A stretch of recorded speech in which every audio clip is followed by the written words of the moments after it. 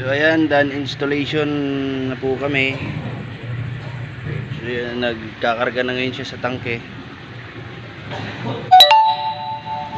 Yan yung pwesto niya.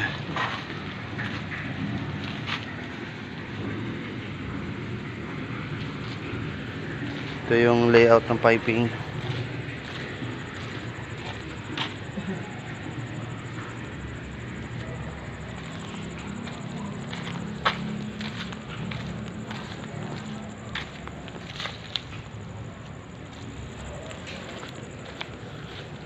Nandito naman yung bypass.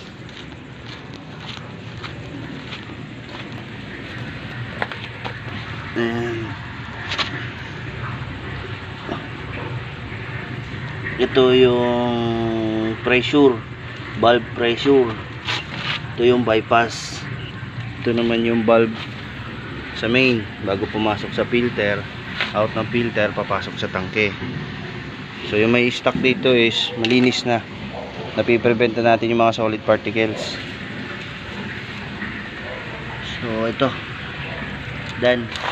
Hindi pa natin tinesting kasi hindi pa na-tap yung kuryente niyan doon sa likod.